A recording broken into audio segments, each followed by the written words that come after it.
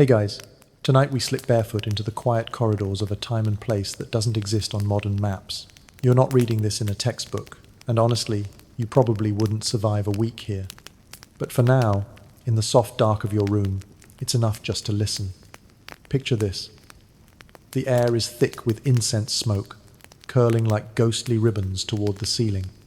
The stone under your soles is warm from the afternoon sun, but the shadows hug the corners like watchers, breathing just a little slower than you do. You've entered a temple high-walled, vine-choked, and always whispering. You can't see where the whispers come from, but you feel them. Somewhere between the cracked tiles and the moss-covered statues, something stirs, something that has always stirred. So before you get comfortable, take a moment to like the video and subscribe, but only if you genuinely enjoy what I do here.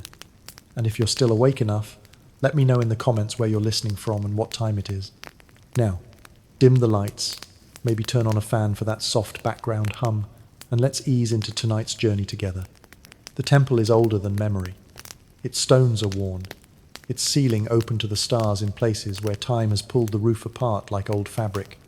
Lichens map the walls like veins, and statues watch you with eyes smoothed blank by centuries of prayer and weather. You walk slowly, trailing your fingers across carvings, lions, goddesses, flames, and birds with outstretched wings. The scent is sweet, and sharp sandalwood smoke, sweat, rosewater. It settles on your tongue like ash. A woman passes you head-shaved, robes crimson, eyes steady and calm like a bowl of still water. She doesn't speak. She doesn't need to. Everyone here knows silence speaks first. You feel the weight of your own footsteps, the pressure of heat on your chest, the low chant rising in the distance like wind blowing across strings. This is a place of ritual, a place where bodies become temples and flesh becomes currency for something older than law. Historians still debate whether this temple ever truly existed or whether it's a story twisted through time by travelers, scribes, and sleepless dreamers. But if it didn't exist, why does the dust here feel so real? The outer sanctum is carved in a perfect oval, the floor inlaid with thousands of tile seats chipped, some blackened, others bright with flecks of copper and crushed turquoise. And at the center, an altar worn smooth by the passage of too many hands. You reach out and run your fingertips across it. The stone is cool, damp. It hums, faintly. Or maybe that's your own blood, moving faster than it should. You hear water dripping, slow and steady, like the countdown to something. A bat shifts overhead, its wings the softest possible brush of air. And somewhere, just beyond the reach of torchlight, a door creaks open. No one tells you what to do. You're not guided by logic here, only by pull, by ritual, by the instinct to follow. So you do. Your feet carry you past the sanctuary into a corridor, so narrow your shoulders graze the walls. The air gets warmer, earthier. You smell smoke again, but this time laced with something meatier, burnt barley, scorched offerings. A tiny bell tinkles, but there's no one there. The hallway ends in an arch, and when you step through it, everything changes. The room opens up into a round chamber lit by firelight, and a single hole in the ceiling where moonlight falls in a perfect shaft, illuminating a dais. On it sits a woman, or maybe not quite a woman. Her limbs are too long, her spine too straight, her gaze too still. She wears a red wrap, nothing more, her skin marked with pale chalk lines that catch the light like ancient script. She looks at you. Your knees stiffen, your throat dries. It's not fear exactly, but something close. Reverence.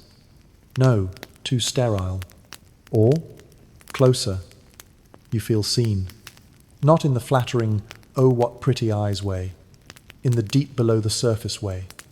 Like she's measuring you against an ancient expectation. Beside her is a low stone bowl filled with fine yellow dustica. A symbol of sanctity, fertility, war and grave-making, depending on who you ask. She dips her hand into it, lifts the powder, and begins to walk toward you. Her bare feet make no sound, but you feel every step in your chest.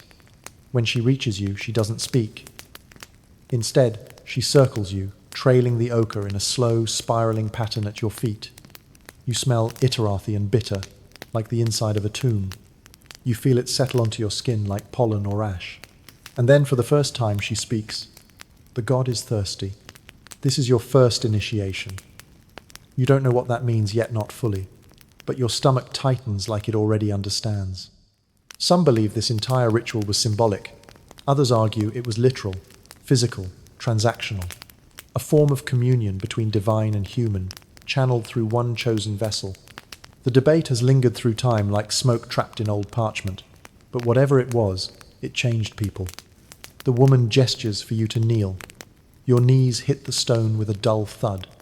The wrap she wears shifts as she leans forward, smearing a thumbprint of ochre across your forehead. And then she says, "You are seen, you are counted, you are become vessel." The words settle into your spine, each one like a thread being pulled taut. Behind you, more women appear, robes red, arms bare, faces calm.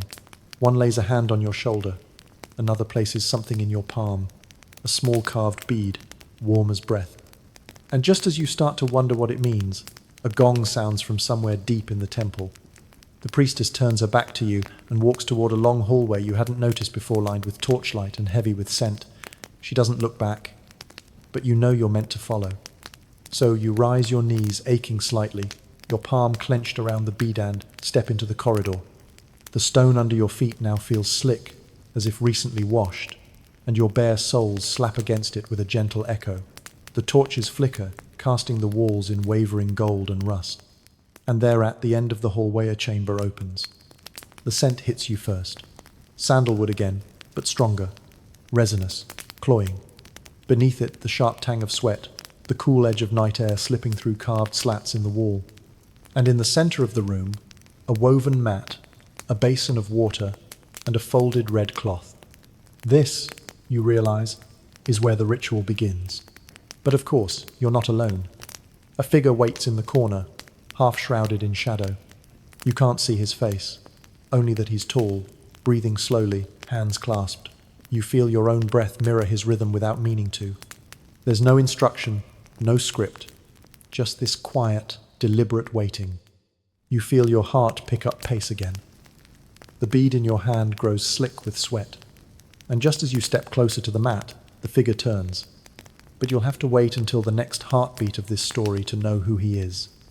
You don't speak, neither does he. Your eyes meet for the briefest moment, enough to notice his face is marked with the same ochre streak as yours, across the brow, down the nose, as if someone's thumb had pressed there, hard, with purpose. His gaze doesn't linger though. He bows his head and takes a single step back, giving you space to approach the mat. The woven straw crackles slightly beneath your feet as you kneel. You're not sure where to put your hands, or what expression to wear, but the air seems to know. It moves around you like breath. Soft, intentional. He moves toward you slowly, his bare feet soundless against the stone. You notice his hands tremble slightly, and in that human detail, something inside you unclenches. This isn't a god, just a man. Just like you, or very nearly. He kneels across from you. Between you both sits the basin of water, still as glass. You glance down and see your reflection, a flickering version of yourself, warped by candlelight. The scent of frankincense thickens. It sticks in your nostrils like the warmth of a fever. And then he dips his hands into the water. The ripples spread outward. He lifts a cupped palm toward your face and gently pours the water over your hair, your shoulders, your hands. It's not quite warm, not quite cold. It's the temperature of flesh. Familiar, unnerving. You shiver just slightly. A single drop trails down your spine like a fingertip. Your skin erupts in goosebumps, and you wonder if he notices. There are no words in this ceremony, no instructions, no commands, only gestures, looks, breath. Some historians insist these moments were sacred, dramatizations choreographed, symbolic, performative. Others say no, this was all real and painfully intimate. An embodied prayer carried out over centuries. Still, the silence around it leaves space for interpretation. And tonight, that silence feels vast. He reaches for the red cloth and offers it to you. The fabric brushes your palm with a sound like dried petals. You take it, unfolding it slowly. It's longer than it looks. Meant to drape, to cover, to reveal. You hesitate, but he turns his back, giving you privacy, or perhaps giving you the choice. Your skin hums as you remove your clothes and wrap yourself in the red. It's heavier than it looks. The dye has stiffened the fabric, and it scratches faintly against your ribs. You feel suddenly aware of every inch of your body, your shoulders, your thighs, the hollow behind your knee. Each breath now seems staged, rehearsed. Your lungs aren't sure what's expected of them. When you're ready, you whisper one word, "Done." He turns again, and this time he doesn't bow. Instead, he leans forward and touches his forehead to the mat between you. An act of reverence. Not to you, not exactly. To the role, to the rite. You follow, mirroring the motion. Your bodies create a symmetry in the candlelight, like two halves of a forgotten sigil. Outside, the wind shifts. The flame of a nearby torch sputters, and somewhere deeper in the temple, a low drum begins to beat. Slow, measured, like a heartbeat slowed down to be heard clearly. He rises. Then he steps toward the wall, where a narrow doorway gapes open. No door, just shadow. He gestures once come. And you do. The corridor on the other side is dimmer, warmer, the walls closer together. The air here tastes differentless clean, more human, like breath after fasting, like skin after salt. As you walk, your elbow brushes his, and the contact feels electric, not sensual, just real. Present. You're not imagining this. The hallway ends in a room smaller than you expected, low ceiling. Pillars carved with spiraling script. In the center, a raised stone platform, no wider than a mattress. Upon it, a cushion of woven reeds, and beside it, a small wooden bowl filled with black seeds. You've seen these seeds before. They're pressed into the brows of the statues outside, used in offerings, said to symbolize fertility, death, and dream soul depending on who's telling the story. He gestures for you to lie down. Your legs are shaking a little, but you obey. The stone is cool against your spine, and the cushion gives only slightly beneath your hips. You stare up at the carvings on the ceiling circles within circles, eyes within eyes. They seem to move when you blink. He sits beside you and begins to hum, a low, steady tone that vibrates through your ribs. Then, without warning, he places one of the seeds in your mouth. You nearly choke, but you swallow. It's bitter, peppery. It clings to your tongue like dust, and then the rest begins. His hands move in careful, practiced patterns, across your forehead, down your shoulders, over your chest. He doesn't look at you, not once. This is not about you. It never was. One hand rests on your chest, the other over your stomach. His eyes close, and you feel not just touched but read, as if he's listening to your organs, your blood, your silence. There's a moment where you think, this is too much. And then it passes. This is the first night, the first offering. And tomorrow there will be more. One man is nothing, but 500? That's legacy. Some fringe theories suggest this number was chosen not arbitrarily, but in accordance with astronomical calculation cycles of Venus, lunar months, fertility rotations. Still others argue the number was metaphorical, a way of saying, she gave to all who needed, endlessly. But for you, it's just the beginning. Your body feels like clay being molded, each motion deliberate, each breath a choice. The drum continues, steady and low. It seems to come from within the walls now, or from inside your bones. Outside the chamber, another man waits. You know this without seeing. It's just there, like scent, like heat. Your partner finishes the ritual by lifting a final seed to your lips. You eat it. It's slightly different, sharper. Your pulse quickens. Your limbs grow heavy. And then he's gone. No goodbye, no nod, just shadow. You lie there, letting the stone cool your sweat, letting the seed work its way through your blood. Your eyes flutter. The carvings above blur and swirl. And just as you begin to drift, a soft sound reaches you, a footstep. The next man has arrived, and your heartbeat doesn't race this time. It slows, accepts, adapts. Outside, the night deepens. The torches burn lower, and the temple waits. The scent of sandalwood no longer surprises you. It's soaked into your skin now, clinging like smoke to a tapestry. You lie still on the stone platform, the red cloth slightly damp against your back, the seeds bitter in your mouth still echoing with the memory of ritual. The second man approaches calm, reverent, eyes fixed not on your face but on your hands. You've learned not to speak. There are no greetings here, no names, only presence. He brings no bowl, no offering. Instead, he carries a carved wooden comb. It's worn smooth with use, and as he kneels beside you, you feel the shift in air so slight it barely touches your cheek. He lifts your hair and begins to comb it gently, from root to tip, in slow, dragging strokes. It's soothing, hypnotic. Your eyelids grow heavy, each motion pulling thought from your skull like silk from a cocoon. Somewhere far from this room a rooster crows, just once, muffled. You feel the ache in your shoulders now, the dull pressure from lying still too long, from holding yourself in the shape of something sacred. Your knees throb faintly, your lips feel dry, but you don't move. To move is to break the thread of it. This too is part of the ritual. You're not just giving your body, you're giving your stillness, your time, your endurance. One scholar, writing from the safety of a European study centuries later, declared, "The true offering was time, the slow unraveling of self under the weight of repetition." Another called it performative labor.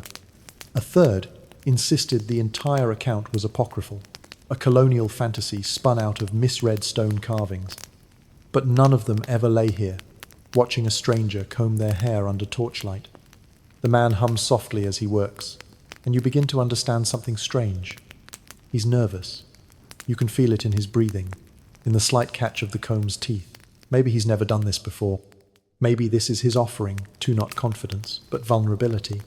He finishes, places the comb at your side like a gift, and bows.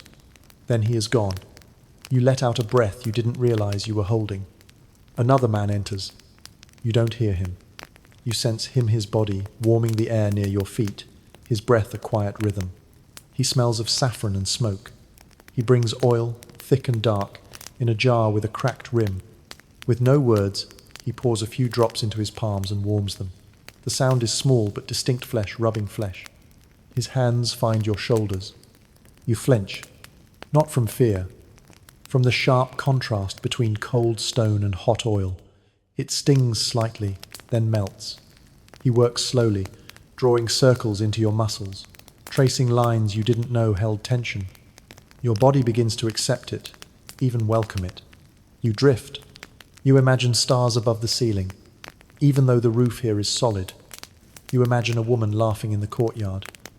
You imagine home, though that place no longer has clear edges in your mind. The oil smells like crushed bark and pepper. It burns gently where your skin is thin elbows, wrists, the sides of your neck. You feel a bead of sweat trace your temple.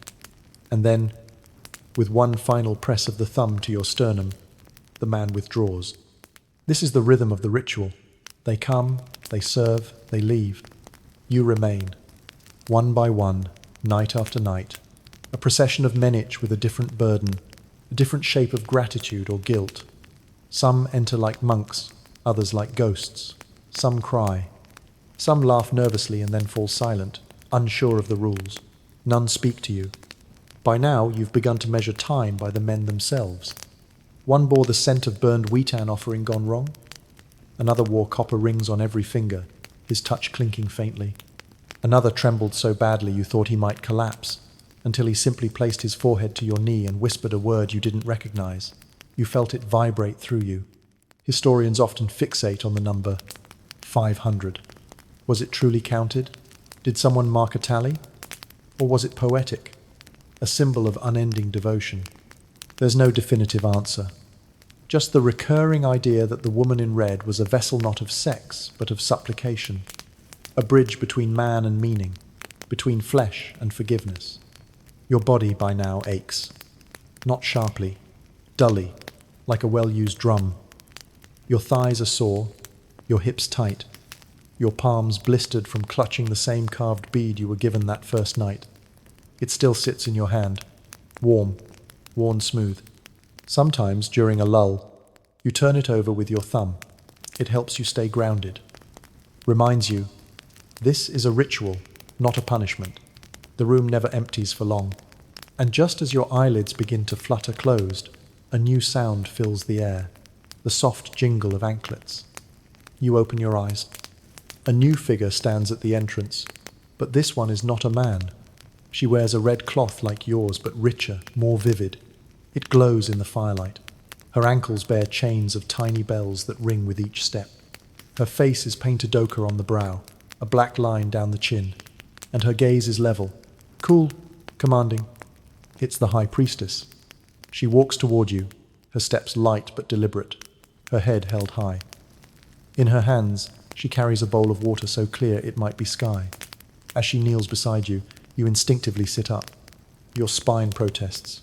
Your knees crack.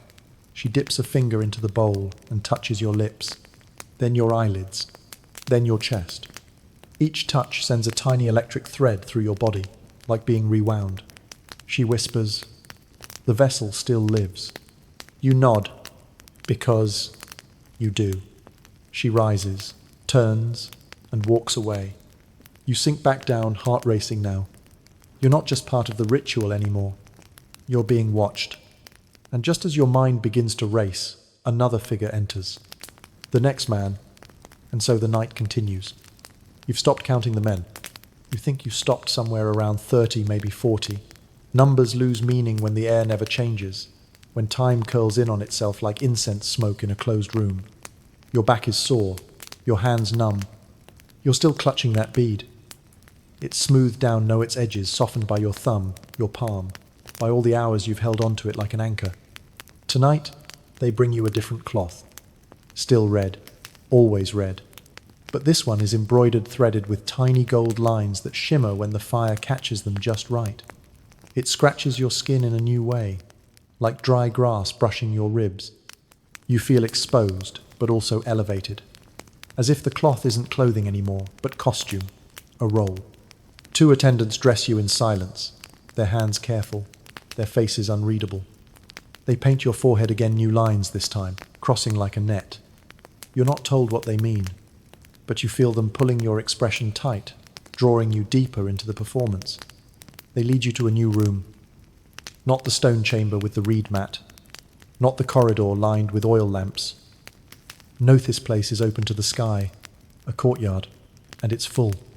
Lamps hang from ropes above, swinging slowly in the night air, casting patches of light like stepping stones. Flowers have been scattered across the floor, orange, yellow, violet. The petals crush under your bare feet, their scent rising in little sighs. And then you see them, the men, a line, snaking through the outer wall, into the trees, out of sight. You can't see where it begins. Maybe it doesn't. They stand quietly, heads bowed, dressed in white or beige or the dull blue of labourers. They each hold something coins, bundles of herbs, small carvings, offerings. Your heart stutters. This is different. This isn't one man. This is them, all of them, together, like a wave rising. You are led to a stone platform in the centre of the courtyard. It's higher than anything you've stood on so far, your feet 5, maybe 6 inches above the rest, a symbolic height. Enough to say, "Look, see." A servant kneels before you and unrolls a mat beneath your feet. Another ties a band of copper wire around your wrist. Not tight, but deliberate. A mark. Then they leave. You are alone. The first man steps forward.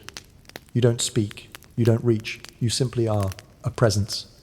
He kneels, places a flower at your feet, bows, leaves. The next does the same. And the next. And the next. This isn't about touch anymore. It's about witness, about receiving. You feel a strange ache rise in your throat. Not pain, not fear. Something more complicated. You're no longer just a vessel. You're becoming a symbol, a story. One fringe historian long ignorance proposed this ritual was theatrical, a performance where the woman became the living embodiment of the goddess, and each man, by offering something of himself, received a sliver of divine forgiveness, a psychological transformation, not a physical one. Another scholar challenged this. She believed the ritual was physical and deeply transactional part of an economy of belief where healing, absolution, and status were earned not through prayer, but through participation. Both theories feel distant right now. All you know is this: you're standing barefoot on cold stone, the red cloth scratching at your hips, while stranger after stranger kneels before you and says nothing. And somehow, it feels heavier than before. Like every man adds a brick to your chest. Your calves begin to burn. Your feet cramp. Still, you remain upright. Your breath becomes your anchor's low, deep, like waves lapping at something ancient. The line keeps moving. One man trembles. Another weeps silently. One, very old, simply holds your gaze for a long time before placing his hands to his heart and stepping away. You feel like crying, but your tears are stuck somewhere behind your ribs. The scent of crushed petals grows stronger, the torches burn lower, and somewhere a distant drum resumes its slow heartbeat. Eventually, a hand reaches up not to offer, but to touch. It brushes your ankle. The contact is light, reverent, but it's a deviation. He doesn't meet your eyes. You feel something shift in the crowd and inhale. The air gets tighter. And then, without being told, you step back. Two attendants appear immediately. Not with force, but with finality.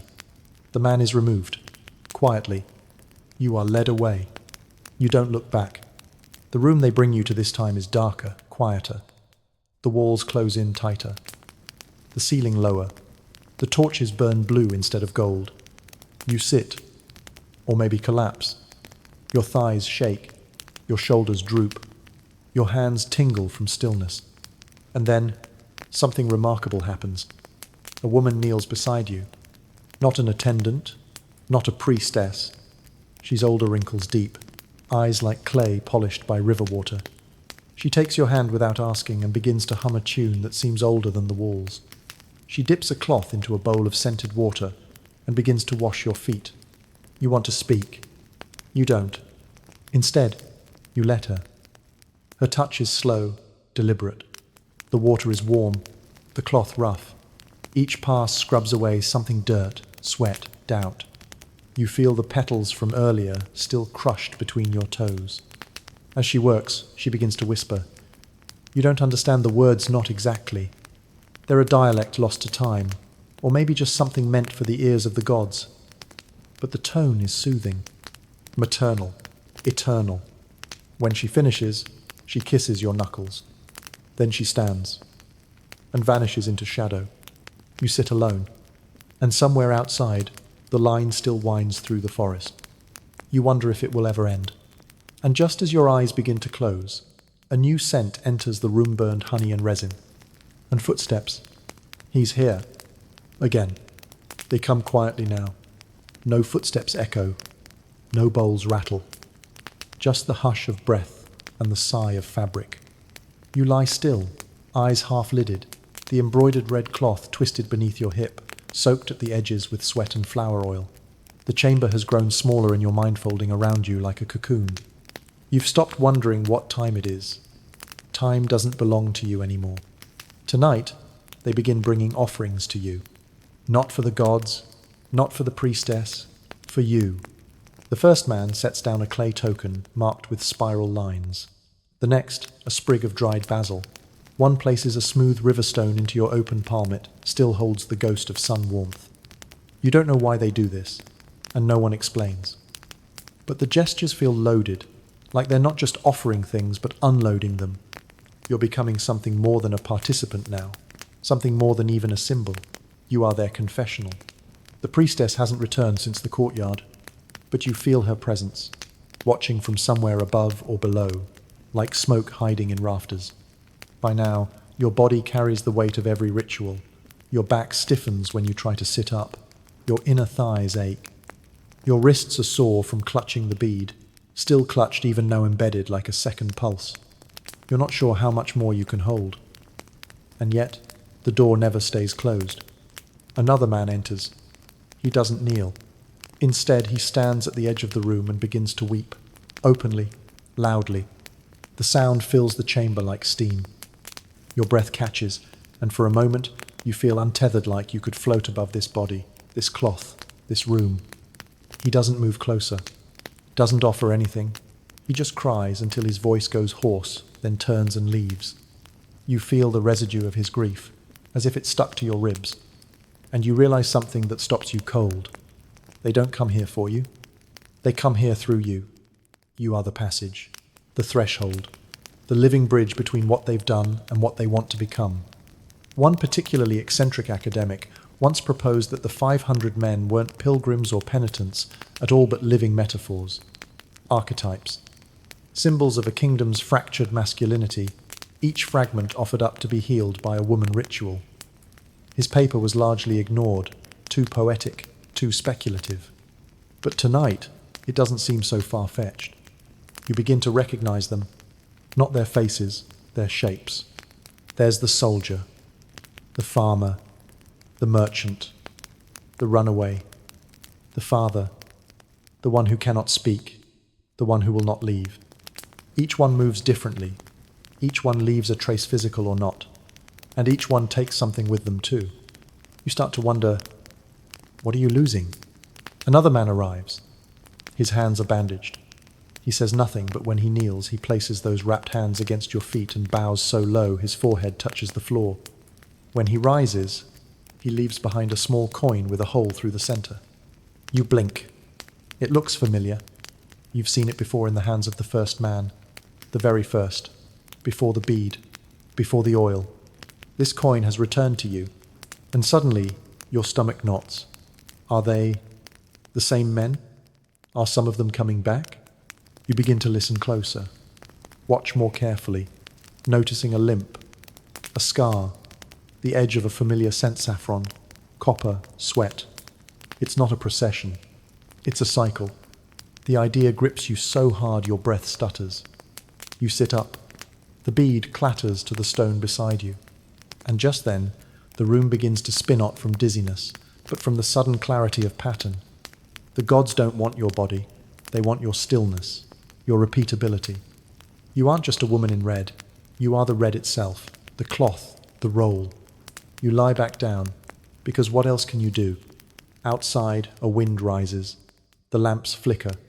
Somewhere, thunder groans like a stomach turning in its sleep. One man enters. This time, he's dressed differently, cleaner, robes brighter. He doesn't offer anything. He simply climbs the steps to your platform, kneels, and places his hands over your heart. You're too tired to flinch. He breathes deeply, and you feel your own lungs sync with his, unwillingly. In, out. In, out. Then, he leans forward and whispers, "Forgive me," and is gone. No one's asked that before. You lie there longer than usual after he leaves, unsure whether your heart is racing or simply present again. The walls seem to close in tighter. The smoke hangs heavier, the silence sharper. And then the copper bowl returns. You don't see who brings it. You just smell it first, like boiled bark and earth. The bowl is set beside you. Someone lifts your head. A ladle is pressed to your lips. The taste is bitter, grainy. You gag almost, but they insist. The second sip goes down easier. The third warms your stomach. And then the fever comes. Your skin erupts in heat. Your fingers twitch. Every bone feels like it's expanding. You tremble. The cloth clings to your chest like a wet second skin. Your teeth chatter, but not from cold. You're burning. You see lights behind your eyelids. Feel whispers against your thighs. The room bends inward, as if it's inhaling. They are purging you, cleansing you, preparing you. You don't know for what. But your body, despite everything, does not resist. The priestess once said, "The god is thirsty." And tonight, it seems, the god is also hungry. Just as your fever peaks, you feel a cloth pressed to your lips, a gentle hand at your temple, a voice, barely more than a breath. Endure. And you do. And you will. Your fever breaks just before dawn. You wake to the soft hush of wind curling through the slats in the high stone walls, cool as fingers dipped in river water. Your body is damp-skin sticky, hair clinging to your neck. The red cloth is bunched around your hips like wilted petals. You sit up slowly, spine creaking, every joint groaning like a door opening after too long sealed. Your skin smells faintly of smoke, salt, and something metallic like coins held too long in a closed fist. The copper bowl is gone. So is the ladle. But your lips still taste bitter. You're alone, or so you think. And then you see her. She sits in shadow across the chamber, half lit by a torch that's burned low. Her face is familiar, too familiar. It takes you a breath too long to understand why. It's you. No, not quite, but close. Close enough to hurt. The slope of the cheek, the angle of the jaw, the same notch above the eyebrow. She wears a robe, not red, but indigo. Her fingers are adorned with simple gold rings, one on each joint. Her hair is unbound, falling in dark coils down her back. She leans forward and speaks softly. Do you remember me? You don't answer, because you know without knowing that this is no trick of mirrors or dreams. This is the Queen, and she isn't supposed to be here. No one has ever spoken of royalty visiting the temple. The priests speak on behalf of kings. The guards deliver grain and coin. But to enter the inner chamber? To kneel? That's blasphemy. Or power. Or both. She crawls toward you, not walks. Crawl sand, you flinch at the strangeness of it. Her knees press into the stone, her hands firm on the floor, eyes never leaving yours. There's no ceremony to it. No offering. No flourish. When she reaches you, she sits cross-legged beside you like a girl at a fire. I've come before, she says, but never like this. Your throat is dry. You can't remember how to form a question. She smiles wry, weary, beautiful in a way that makes your chest ache. They call it sacred, she whispers, but only from afar. They don't see what it costs. You blink. You want to ask who she means. The priests, the kingdom, the gods. But your voice won't come. So she keeps speaking. They think the body is a tool, an altar, but the body remembers. She reaches forward and brushes a piece of hair from your cheek. Her touch is soft, not reverent, not ritualistic, just human. And suddenly, something inside you breaks.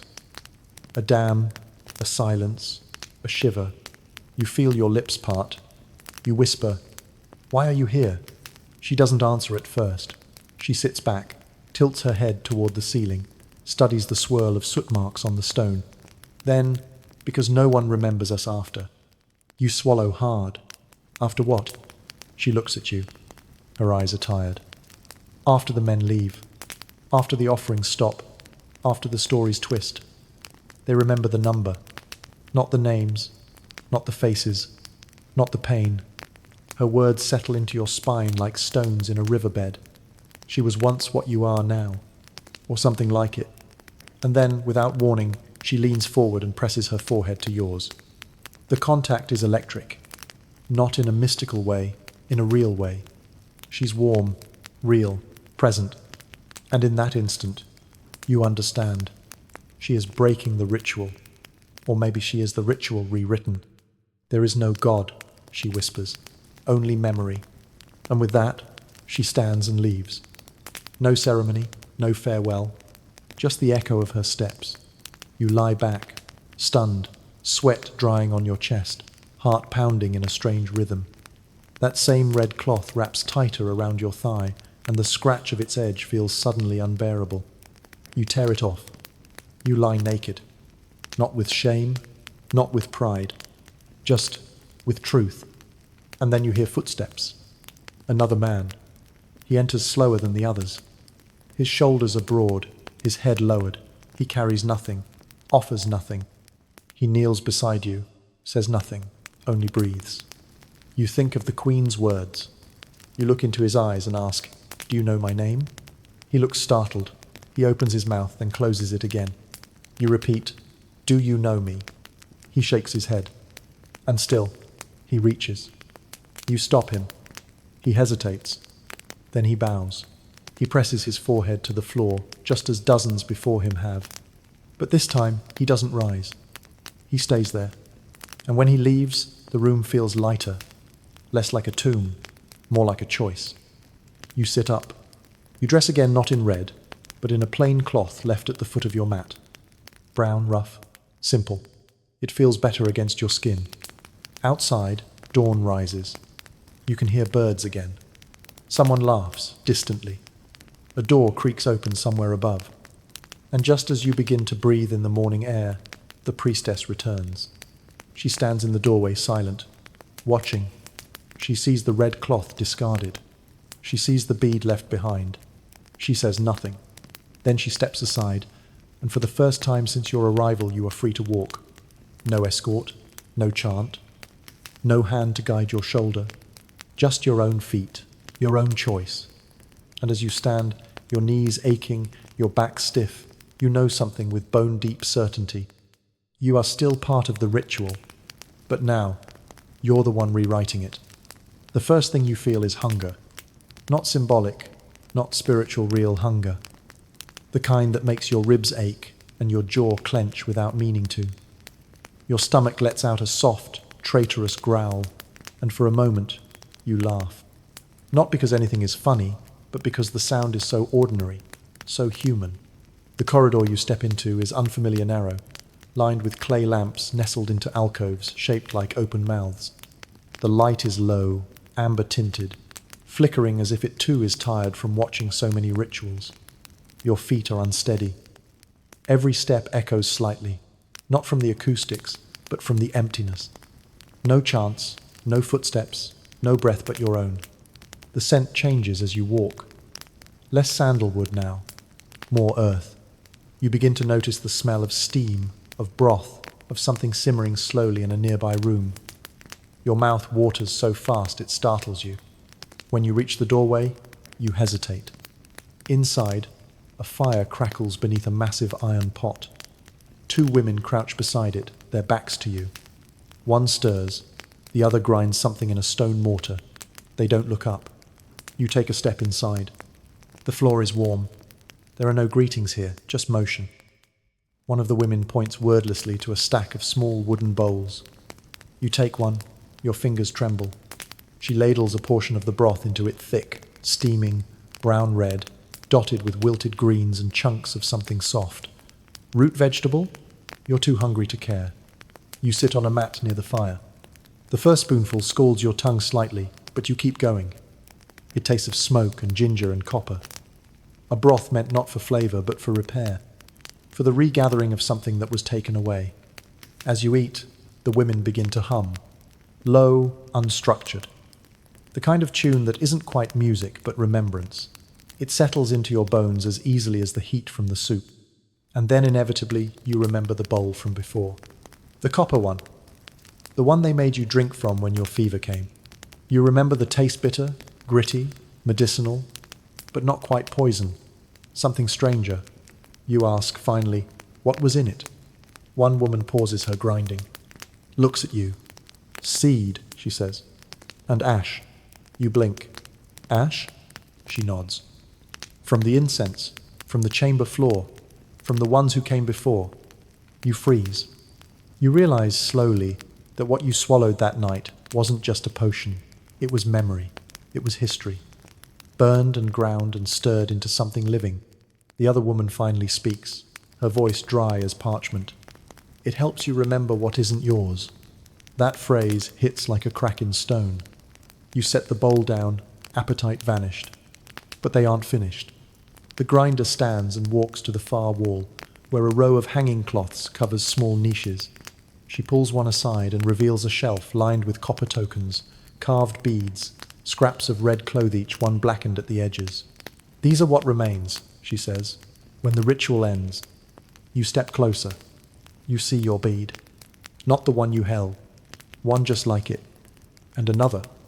And another. Dozens. Hundreds. All the same shape. Worn differently. Your chest tightens. You ask, what happens when the ritual finishes? The first woman stirs the pot and says, without looking up, it never finishes, only moves. And suddenly, you realize this is not a place of endings. This is a circuit. The women serve the broth not just to feed but to prepare.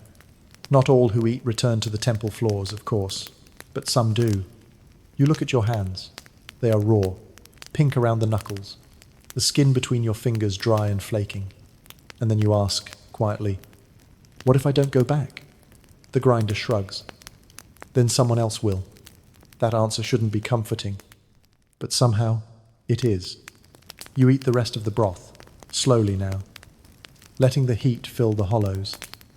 letting the salt sting your cracked lips. When you finish, they take the bowl without speaking. You stand.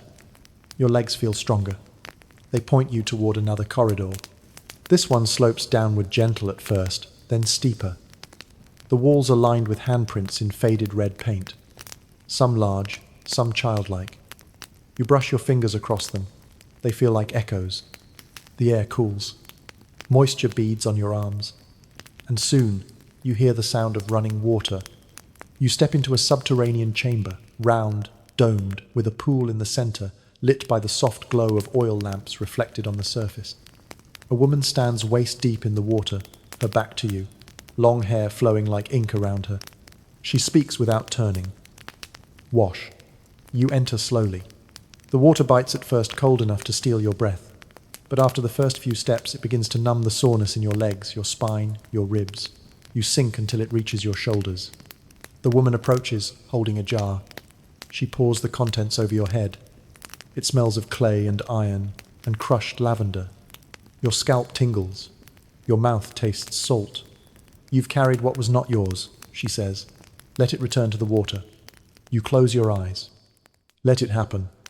You feel her hands press gently against your forehead, your sternum, your lower back. And then she's gone. You open your eyes. You are alone again, but lighter, like your skin has shed something invisible. You rise from the water. You dress. This time the cloth is grey neutral, soft, almost forgotten on your skin. You walk back toward the light. You do not know what happens next, but you feel ready. And just as your feet touch dry ground again, you hear a noise behind you. Not chanting, not footsteps, just breath. Another has entered the water. Outside, the temple breathes. It exhales smoke from cracked rooftops and draws fog through open doorways. The courtyard glows with the memory of fire, and petals still cling to corners of stone like paper-thin ghosts. You step back into this world clothed in grey, the fabric drying fast in the morning breeze, your body lighter, but your footsteps heavier, somehow grounded. The streets beyond the temple walls are not empty anymore. People move about their business slow, deliberate, respectful. Vendors arrange goods without calling out.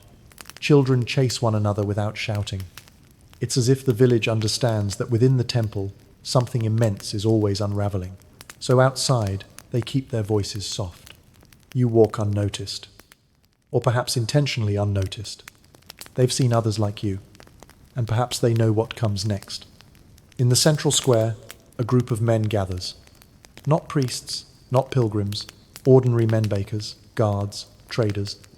They speak in hushed tones, their hands restless, eyes darting between the temple walls and each other. One carries a torch that isn't lit yet.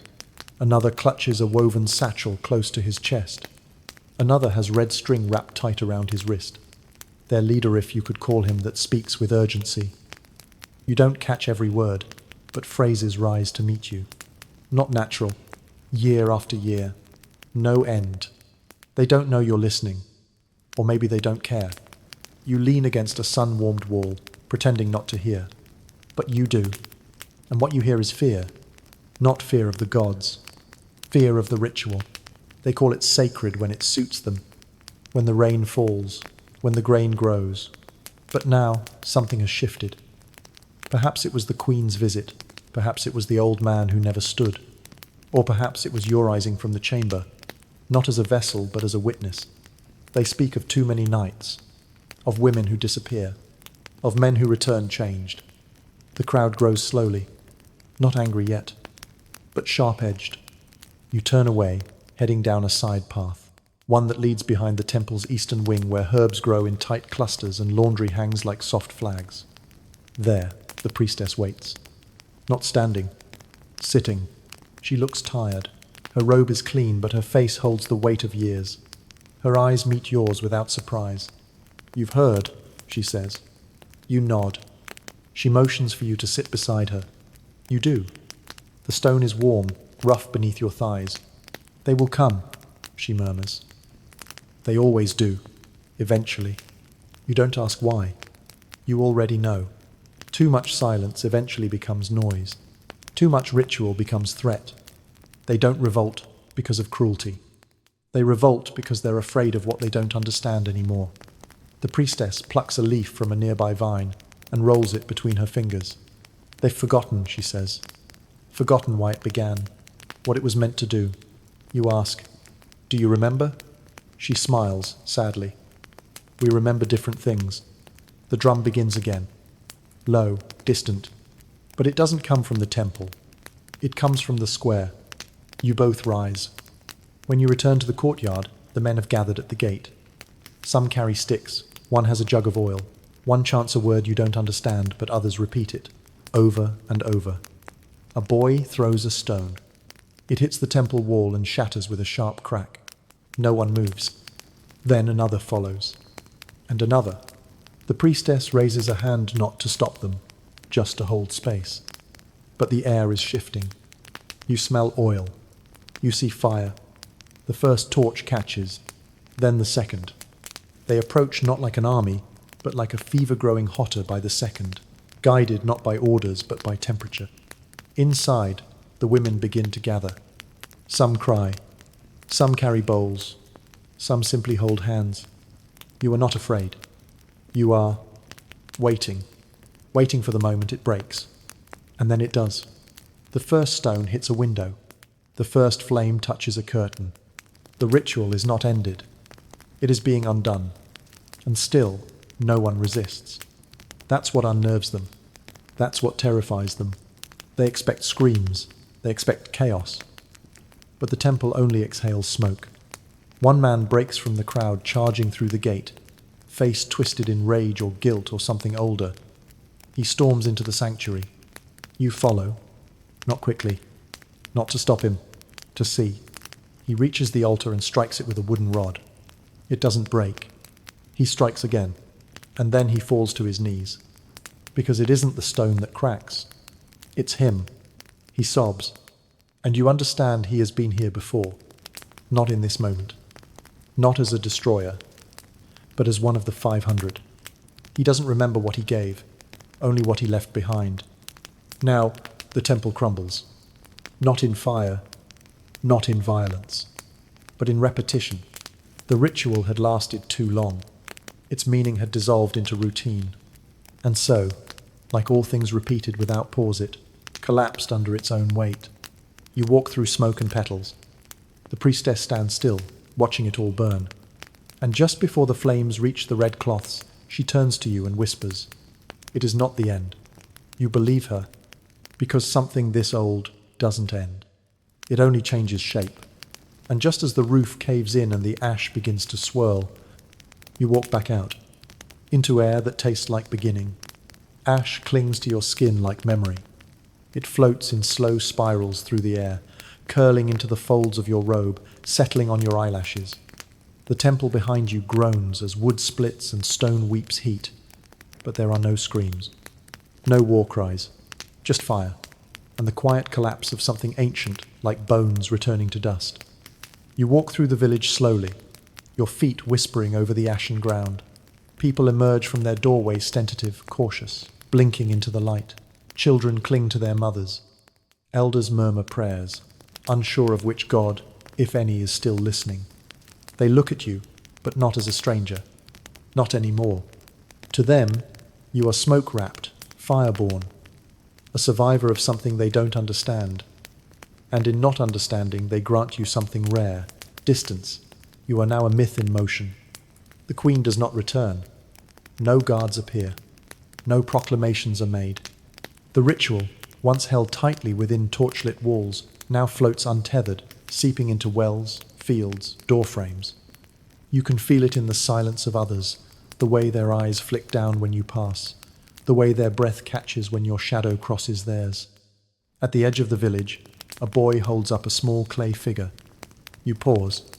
Its crudely made limbs thick, head round, a red line painted from brow to chin, the same line that once marked your face. He offers it wordlessly. You don't take it, but you nod. He nods back. He will remember you longer than you'll remember yourself. You keep walking, past the last of the huts, where the grass grows taller and the ground softens. A light breeze picks up, carrying with it flecks of ash that drift like snow. In the distance, the hills curve gently under the morning sun, and birds return to their chatter. And still, you walk. Hours pass. You find a quiet rise, a small hill crowned by a single tree, twisted by wind and time. Beneath it, you sit. Your body sighs. The earth is warm, and the air smells clean finally. You touch your chest, where the bead once rested. Gone. But the feeling remains. You think about the first night, the ochre circle, the hush of the priestess, the weight of being seen. You remember the face of the old man who whispered, "Forgive me." You remember the queen's touch, her words, her eyes. You close your own eyes. And you hear nothing. For the first time in what feels like a lifetime, there is no drum, no chant, no feet approaching your mat. Just the wind and your own heartbeat. And then, as if conjured by memory, a whisper curls into your ear. Not from behind, from within. You are not the end, you are the echo. It startles you not in fear, but in recognition. The ritual did not die in the flames. It scattered, like seeds. You think of the copper bowl, of the taste of ash, of the line of men stretching into the trees. You wonder if, even now, someone somewhere lights incense in a darkened room, tracing chalk lines on the floor, waiting for a sign, a whisper, a visitor. You wonder, will they know what they are repeating? Will they remember? You pull your knees to your chest, forehead resting on your arms, and breathe. The heat of the sun seeps into your back. A fly buzzes past your ear, lazy in the rising warmth. Your feet ache not with pain, but memory, like they still carry the echo of every step through stone halls. The tree above you creaks softly in the wind. You notice its bark is marked tiny lines, symbols, old scratches now weathered smooth. Someone once knelt here. Someone once carved prayers into its skin. You are not the first. You won't be the last. You tilt your head back and look toward the sky. Clear, blue, endless. A single cloud drifts by, unhurried. You laugh, because there's no lesson here, no great revelation, just a body, a breath, a long road, and the knowledge that even burned temples leave shadows behind. Later, much later, you rise, brush the ash from your shoulders, and begin walking again, not toward a temple, not toward a village, just forward. And just as your feet find the rhythm of a new path, you hear footsteps behind you. You don't turn. You don't need to. Someone is following, not to worship, not to repeat, but to remember. The road winds like a serpent through the hills. Your sandals are worn now, soles rubbed thin, each step pressing the story deeper into the dirt behind you. The sun is high, and the air hums with heat. Cicadas buzz like sparks in the trees, and the wind carries a song you can't quite remember the lyrics, tunely, the rhythm. Familiar, low, like a lullaby whispered across lifetimes. You haven't spoken in days. Not from silence imposed, but because language feels small now, too shallow to hold what you've carried, what you've let go of, what you've become. Each time you try to form a sentence, it unravels in your mouth like thread too thin to knot. In the distance, a figure approaches. Not from the village, not from the temple, from the hills solitary, slow moving. You watch with narrowed eyes, your fingers twitching toward your side out of instinct, but there's no weapon there. Never was. The figure comes closer. He's old, wrapped in a dusty shawl, his beard grey, his eyes sunk deep beneath heavy lids. He carries a walking stick carved with notches, one for each year, each loss, each ritual. You don't ask. He stops a few feet from you and sits on a flat stone, groaning softly as he lowers himself. Then, from a pouch slung across his chest, he pulls something and holds it out to you. A bead. Your bead. Or one that looks just like it. You take it. The surface is familiar, worn smooth on one side, chipped slightly on the other, a single groove down the middle like a scar. You rub it between your fingers. The sensation startles you. Not because it hurts, because it grounds you. The man doesn't speak. He just smiles like someone who's seen 1,000 fires burn and knows exactly how each one smelled. You sit beside him. Together, You watch the horizon. After a while, he leans over and draws something into the dust with his finger. A circle, a line through the center, a mark at each quarter. A map? A cycle? You recognize it. It was carved on the altar stone. It was stitched into your red cloth. It was traced onto your skin in ochre that first night. You nod. He nods. And then he reaches into his pouch again. This time, he pulls out a folded piece of cloth, faded, thin, sun-bleached. He doesn't unfold it. He doesn't need to. You already know what color it is. Red. You don't take it. Not because you fear it. Because you understand it. You press the bead into the old man's palm and close his fingers around it. He smiles again, slightly wider this time. His lips cracked, his teeth few. And then with effort he stands. He walks away without looking back. The cloth remains on the rock. It flutters gently in the wind. You don't pick it up. Instead, you rise and walk in the opposite direction, back toward the path that has no temple, no torchlight, no chamber. And as you walk, your shoulders lighten. The red cloth is behind you. The fire is behind you. But the ritual walks with you, not as burden, as memory, as meaning, as breath. The wind picks up. The sun begins to dip. And somewhere behind you, or maybe ahead of you, another step echoes your own. Someone is watching, not to judge, to learn, to carry. And just as your shadow stretches longer across the road, a flock of birds bursts from the trees. The sound startles you, but you smile. Even the birds are moving on now. Even they understand. It was never about the temple. It was never about the men. It was never even about the ritual. It was always about this. The silence after. The breath you take now. The choice to walk forward. The road fades now, softer and dimmer, like a dream slipping behind the eyelids. You've walked far farther than most. Your shoulders ache in a way that feels earned, not heavy, and your breath still steady. Still yours draws the air deeper into your chest than it has in a long time. The sky is darker now. Fewer colors. Just soft, deep blue. The kind that makes stars feel like whispers rather than lights. You lie down beneath the tree again, not the same tree, but it feels like it. The bark cool beneath your back, the grass pressing gently into your palms. A breeze brushes your cheeks and carries the faintest trace of sandalwood. Your fingers relax. Your spine settles. And all around you, the world goes quiet. Not because it's empty, because it's listening. You are no longer the vessel. You are the voice. And your story, threaded through ash, cloth, and silence, has found its way into the wind. So now, there's nothing left to do but rest. Let the past settle. Let the breath slow. Let the dreams come, not from fear, but from memory.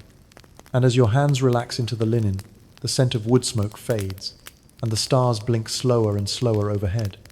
You finally sleep.